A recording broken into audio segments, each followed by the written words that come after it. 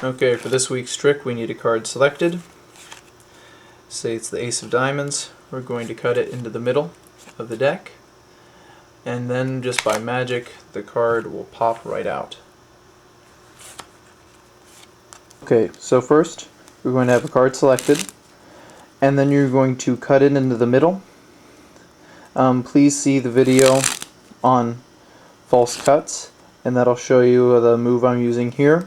But for this one, I'm just cutting half of the deck. I'm doing part of the false cut move, so please check that out. And basically, you could just cut the card into the middle if you don't want to learn that. And you're going to keep a pinky break there. And then you're going to start the move that I call top pop. So the way it works is you're going to pick up here. So this is the card. Pardon me. And you're going to use your ring finger. You're going to push that card forward, let's say almost an inch, a little less.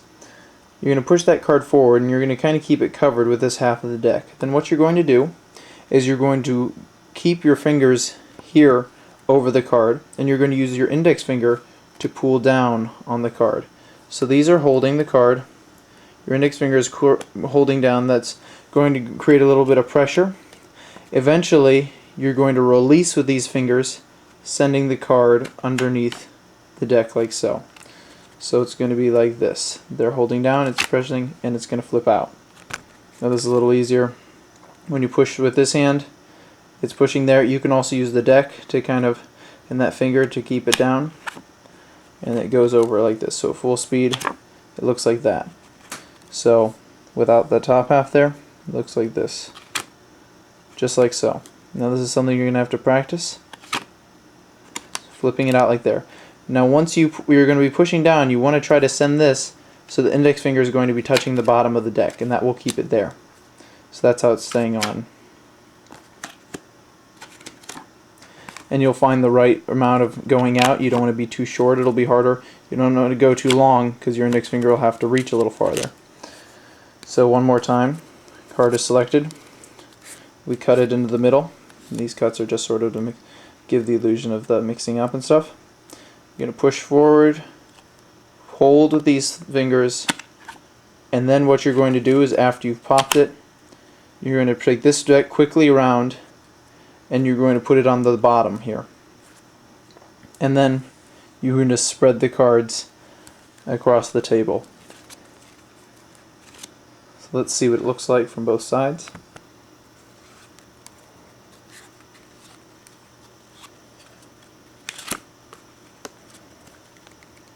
Side.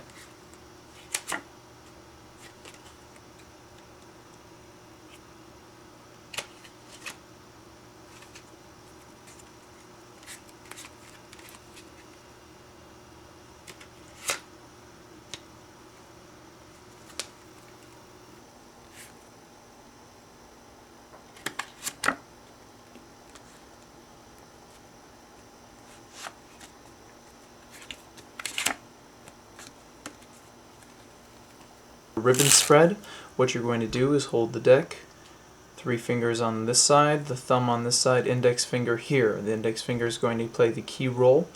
So the spread looks something like this. That wasn't an especially good one. The goal of a good spread is to make all of these cards evenly spaced. You can do them either straight or you can put a curve in them if you like. So the key is to put even pressure with your index finger. If you're going to do a fast spread, you don't need to put as much pressure. The cards will do more of the work. If you're going to do a slower spread, you're going to need to press a little bit harder to make sure that they stay more even. So that's how the ribbon spread works, and this is ideal for at a table to have somebody select a card out of the deck.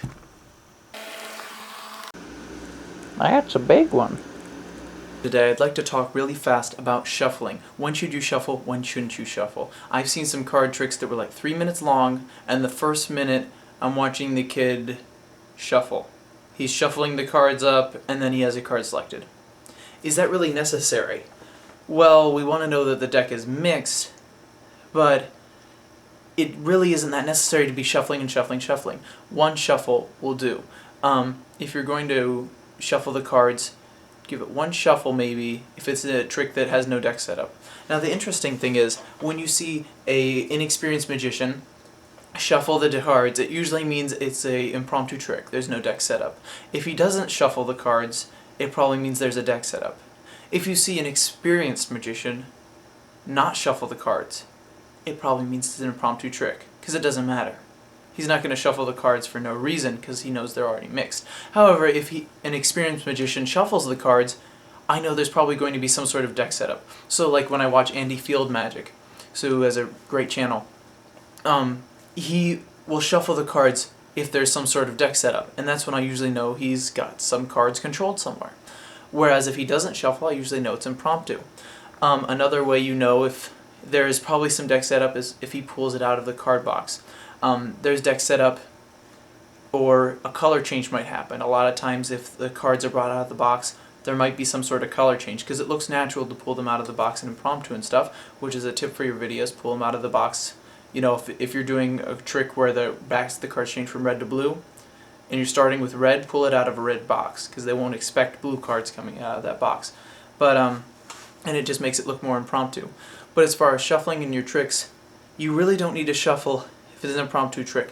Maybe one really fast shuffle. Let's go. We're busy people.